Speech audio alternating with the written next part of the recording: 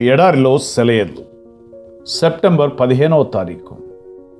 నా ఉద్యానవనం మీద విసురుడి, దాని పరిమళములు వ్యాపింపచేయండి. పరమగీతములు 4వ అధ్యాయము 16వ వచనం. ఆ అధ్యాయంలో కనిపించే సుగంధ ద్రవ్యాల వెనుక చాలా అర్థం ఉంది. అగరు అనేది చేదైన పదార్థం. అది చేదైన పదార్థాల్లో ఉండే మాధుర్యాన్ని గురించి చెబుతూ ఉంటుంది.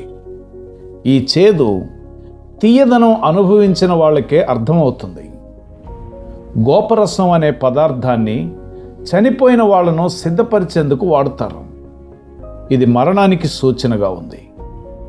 ఒక మనిషిలో స్వార్థం, గర్వం, పాపం చనిపోయినప్పుడు ఆ హృదయంలో నిండే సువాసనకి ఈ గోపరసం సూచనగా ఉంది. తమ అంతరంగాలపై, వదనాలపై సిలువలోని దీనత్వాన్ని, పవిత్రతను కలిగి ఉండే క్రైస్తవులలో అనిర్వచనీయమైన అందం, ఆనందం ఏదో కదలాడుతూ ఉంటుంది. ఒకప్పుడు వారిలో రాజ్యమేలిన లక్షణమేదో ఇప్పుడు నశించిపోయి వారు క్రీస్తు పాదాల వద్ద ఉన్నారనడానికి ఇది ఒక పరిశుద్ధ సాక్ష్యం. విరిగి నలిగిన హృదయాలలో ఉండే ఆకర్షణ, దీన మనస్సులో నుండి వెలువడే నిశ్శబ్ద సంగీతం, విరబూసిన పూరెమ్మపై మంచు బిందువులు నిలిచి దానికి చేకూర్చే వింత శోభ. పరిమళ తైలం అనే సుగంధ ద్రవ్యం వేడి చేయడం వల్ల తయారవుతుంది. అగ్ని జ్వాలల గుండెల్లో నుండి పైకెగసే సుగంధ మేఘమే ఈ పరిమళ తైలం.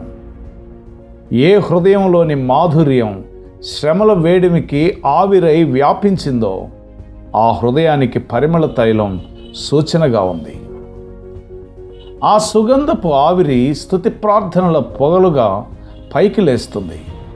మనం మన హృదయపు పరిమళాన్ని, సౌరభాన్ని, మాధుర్యాన్ని వెలువరిస్తున్నామా? దేవా, నీలోని సౌరభం నా ద్వారా వ్యాపించేలా నన్ను నీతో కలిసి ఉండని.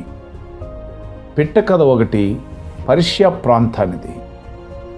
మట్టి ముద్ద కథ వినండి. గుమగుమలాడుతూ ఆ ప్రాంతమంతా పరిమళాలు నింపుతూ పరవశింపజేస్తూ కనిపించింది ఓ ప్రయాణికుడికి ఓ మట్టి ముద్ద. ఎవరు నీవు? మేలి ముసుగులో ఉన్న అత్తరు పన్నీరువా? సమార్కండు సంపెంగ నూనెవా? కాదు కాదంది ఆ మట్టి ముద్ద. మట్టి ముద్దను మాత్రమే నేనంది. విరిసిన ఈ సుగంధం మరి నీకెక్కడిది?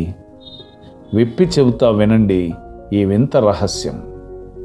విరబూసిన గులాబీతో చేశాను స్నేహం. చిత్రం కదా ఈ చిన్న కథ. షారోను గులాబీతో కలిసి ఉండేవారు. వారెంత సామాన్యులైనా పరిమళాలు విరజిమ్ముతుంటారు. ప్రభూ, నేను నీ నుండి సువాసనలు సంగ్రహించి వెదజల్లేలా సదా నీతో సన్నిహితంగా ఉండని.